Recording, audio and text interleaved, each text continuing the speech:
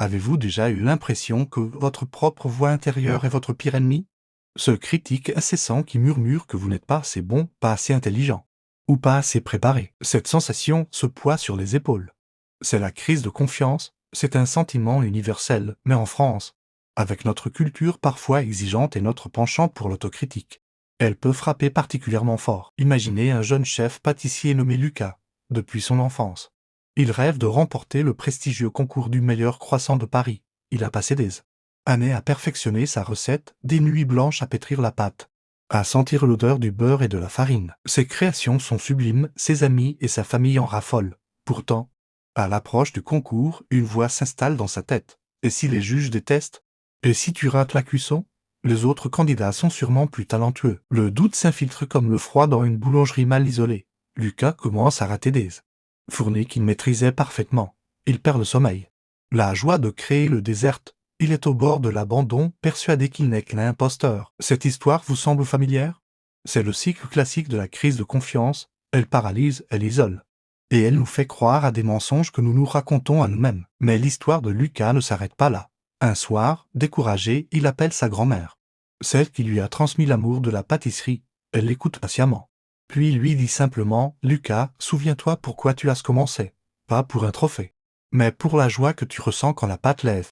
Et pour le sourire des gens qui goûtent tes créations. » Elle lui a rappelé que sa valeur ne dépendait pas de l'approbation des autres, mais de sa passion et du chemin parcouru. C'est un changement de perspective fondamental. La confiance en soi ne vient pas de l'absence de peur, mais de la décision d'agir malgré elle. La science soutient cette idée. Des recherches en psychologie, notamment celle menée par Carol Dweck sur l'état d'esprit de croissance, montrent que notre perception de nos capacités influence directement nos résultats. Ceux qui croient que leurs talents peuvent être développés par le travail et la persévérance, ce que l'on appelle un état d'esprit de croissance, sont beaucoup plus résilients face à l'échec. Ils voient les défis non pas comme une menace, mais comme une opportunité d'apprendre. Au contraire, un état d'esprit fixe, la croyance que nos capacités sont innées et immuables, nous rend extrêmement vulnérables à la critique et au doute. Le moindre faux pas est perçu comme la preuve de notre incompétence. Alors, comment passer d'un état d'esprit à l'autre?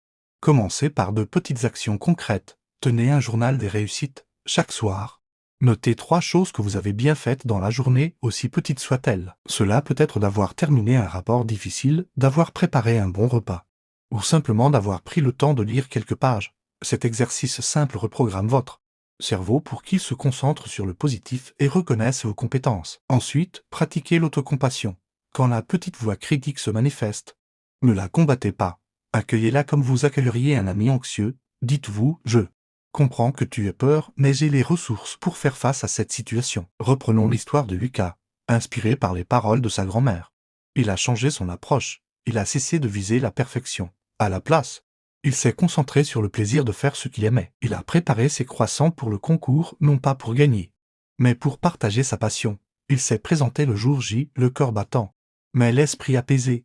Il n'a pas gagné le premier prix. Il a terminé 3e. Pour l'ancien Lucas, cela aurait été un échec cuisant. Pour le nouveau Lucas, c'était une immense victoire. Il avait surmonté sa peur, il avait partagé son art, et il avait reçu une reconnaissance qui validait son talent. Cette expérience a solidifié sa confiance bien plus qu'une première place obtenue dans l'angoisse. Votre crise de confiance n'est pas une fatalité. C'est un signal qu'il est temps de changer de perspective, de reconnaître votre valeur intrinsèque et de vous concentrer sur le chemin, pas seulement sur la destination. Chaque petit pas, chaque défi surmonté, chaque acte d'autocompassion est une pierre que vous ajoutez à l'édifice de votre confiance. Ce n'est pas un processus instantané, mais une construction durable.